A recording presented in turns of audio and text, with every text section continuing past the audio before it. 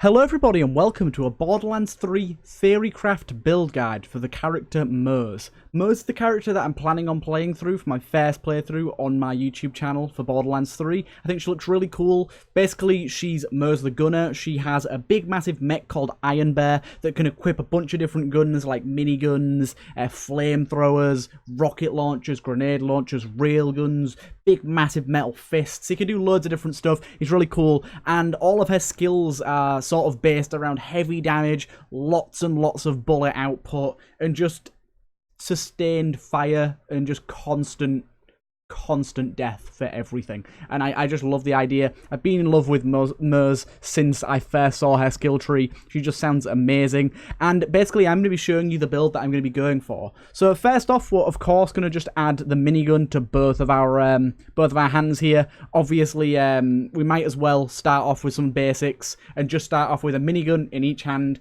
meaning Iron Bear gets a little more useful. Just before we get into the actual skills, we have 48 to spend, meaning that once we hit level 3, we'll be able to spend our first point all the way up to level 50, which is the current cap. The cap does normally get raised with DLCs, but at the minute it's going to be 50 until one of those comes out.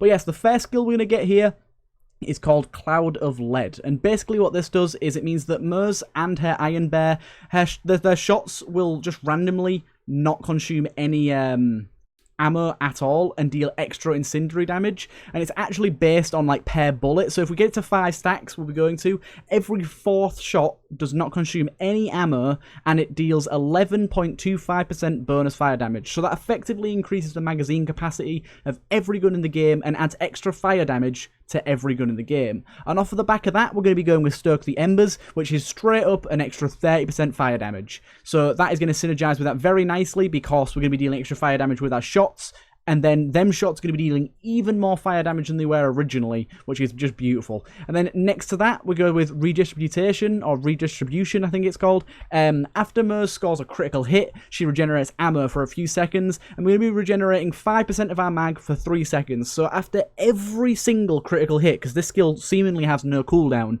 we get 15% of our magazine back over the course of 3 seconds. Now, as you can imagine, accurate guns and snipers and things like that, you're going to be getting so much ammo back, feeding into that magazine, and basically never having to stop shooting, which is just awesome. And it's also going to keep our ammo topped off and keep us going for a long while.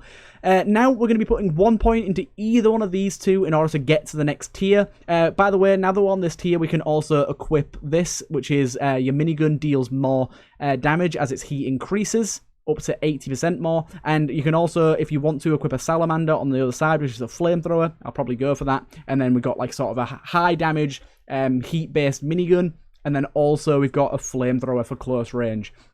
But yes, it kind of threw me off on which one to go with here. We can put 1 point into either. Match set basically means that if our pieces of equipment and gear that we're wearing have the same manufacturer, we get extra magazine size and less heat per shot on certain weapons, like Children of the Vault weapons, which are based on heat rather than actual like magazine size. But I thought that that's going to be harder to spec towards in the start of the game, because the way that I'm building this is actually going to be how I build it from level 1. So I'm going to be taking these skills in this order. So I thought taking Scrappy for basically what will be 16% swap speed, 10% handling, and 16% mode swap speed while moving, because that's going to play really nicely into Russian Offensive, which is the next skill we want out of this. And with that, we're going to be taking this Moze can sprint and shoot at the same time, which honestly just sounds great. And with that, we can also take fuel economy, which basically means that the salamander, the flamethrower, uses less fuel, and we get increased movement speed, which is just beautiful. And yeah, Russian Offensive, being able to sprint and shoot at the same time, I don't even know if it's going to be that useful. I just want to do it. I just want to do it. And then we're going to jump into the next skill tree here. And this is, we're jumping into this skill tree for 2 reasons mainly. One is this skill here. I'll get to that once we've been through. And the other is some of the weapons that you get. So first of all, we'll go with Fire in the Skagden, which gives us additional fire damage if we deal splash damage. So explosive weapons, grenades, some elemental weapons all deal splash damage. So we'll be adding that. And that's going to synergize nicely with the bonus 15% fire damage. That's going to synergize nicely with Stoke the Embers and Cloud of Lead for even more fire damage. And then we're going to go into Means of Destruction, which is a beautiful skill. Basically, once we get to 3 out of 3, we have a 10% chance to get ammo back into our currently equipped weapons magazine, and 6% chance to get a grenade back. So every time we deal splash damage, we're adding more and more ammo into our gun's magazine. So Torg weapons are going to be amazing. And then we're also getting a chance to get a grenade back, which is just beautiful. Then we're going to put 2 points into Torg cross promotion. That gives us a 6% chance to double the splash damage's size, which isn't actually that good, but it's more to facilitate the ability to get this, the auto bear, which basically whenever we exit our iron bear, it makes it into a sort of a companion that'll shoot at enemies for you. I think it'll stay stationary and shoot whatever weapons you have equipped at the enemies, and after 15 seconds it will explode, which is really nice. And now that we're here, we can change our weapons over to the ones that we'll be using for the rest of this build. We're going with the grenade launcher in one hand with the singularity, which I don't know if that's going to be really good, but every 7th grenade you fire has a chance, well, no, actually, every 7th grenade guarantees that it pulls everything in towards, which I think is going to be awesome. And then we pair that with the Vanquisher rocket pod with the homing active tracking module so that we can lock on. And I just think them two are going to pair so well together, and they're going to be dealing splash damage, which will hopefully help us regen grenades and deal extra fire damage. And I just think this really all works really nicely together. And the companion auto bear is just, it's nice when you're playing solo. You've got a little bit of extra help, and that explosion towards the end could be used in situations where you've got a lot of enemies around, and it's even going to build into some of the stuff that we've got coming up later. And now this is the final tree we're going into. If you're wondering why I've left this tree to last, I actually think Shield of Retribution is the best tree in the game, not just Moze's skill trees. I think it's the best skill tree in the actual game. But the reason I've left it for last is because I think a lot of the skills are really, really good, and so they're more useful late game, and it's better to spec into the lesser useful ones, or the ones that aren't quite as powerful but maybe are a bit more fun earlier on, like Russian Offensive, for example. But first of all, we're going to start off with Selfless Vengeance, which at 5 stacks means we're going to be getting rid of 5% health every reload, but also getting 15% extra fire damage dealt. It's very, very nice. It's going to lower our HP, but you're going to see how that plays into some other skills later on, and we're not going to be worrying about that too much. Next, we're going to go into Drowning in Brass. At 5 stacks, basically, we're going to be able to get this every time we get a kill. We can stack it 3 times, and each stack is going to minus 2.5 fire rate off of us, which is a total of minus 7.5, which sounds like a bit of an annoyance, but if you really think about it, you're getting 20% damage per stack, so 60% extra damage for a loss of 7.5 fire rate. Now, I do love fire rate, as you guys know, but that damage is just too much to say no to. And then next, we're going to go into Thin Red Line, which basically means that we're going to remove 60% of our HP and pump it into our shield. So we get an extra 60% max shield, but minus 60% max health. It doesn't actually take the health away from the actual bar. It just means that you can only heal up to 40% of your maximum HP. And again, like I said, may sound a bit weird, but it is going to play into some of these skills later on. Then we're going to put a few points into this here. Basically, Vlad of Ingenuity means that we're going to get shock resist and a little bit of extra max shield. Then we can play into Experimental Munitions. If we gain a crit, we get increase in cinder damage, so that's even more fire damage, an extra 10%. I don't know if this stacks.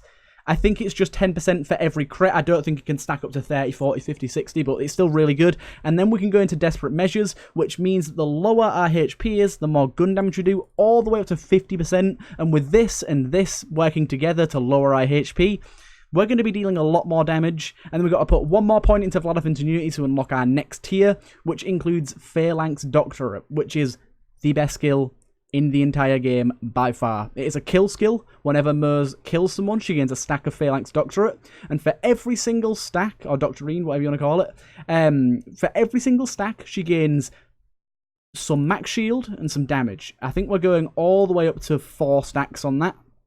Oh no, are we going up to 4? Yeah, we're going up to 4 stacks on that, sorry. So at 4 stacks, we're going to be getting 12% max shield and 8% gun damage, which you might maybe like, oh yeah, but it only lasts for 30 seconds, but there's no stack limit, which means you can just keep killing and killing and killing as long as there's enemies and your shields keep getting higher and higher and higher, and your gun damage keeps getting higher and higher and higher. And then mixed with this skill here, Force Feedback, whenever she gains a critical hit, her shields immediately begin recharging. It just leads to some insane survivability. And then all that paired with Tenacious Defense basically that means that whenever our shield is fully depleted, it instantly restores back to 40%, and we get a 30% gun damage increase for 30 seconds. So every 30 seconds, as long as our shield recharges, we have to, like, we just can't die. We just can't die. As long as our shield manages to fully recharge in that 30 seconds, which a lot of the time it will, especially in the lower levels, but a lot of the time it will,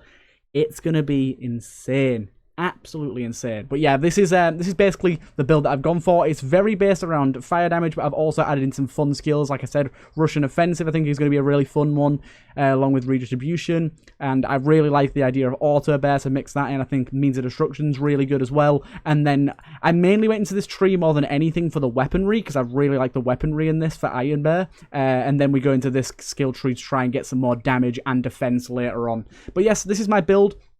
I'll leave a link to the creator class sort of website on the Borderlands website that you can go and try out for yourself. You can look at the skills that I haven't covered, or just make some builds for yourself. And I'll also leave a link to this build in the description so you guys can maybe copy my build and play on it or improve it, and send me some alterations that you've made, alterations should I say, that you've made to it. But yes, I hope you guys like this build. This is my sort of Firebeast. I don't know what to call it. I want it to have a really cheesy name, like Firebeast or whatever. Moze skill tree, and yeah, I hope you guys enjoy it. And I'm really looking forward to you guys seeing me play this and just playing it myself on the 13th of September when Borderlands releases. Yep, this is the build I'm going to be using, and I'm super excited about it. But yep, I hope you guys have enjoyed, and I'll see you guys in the next one.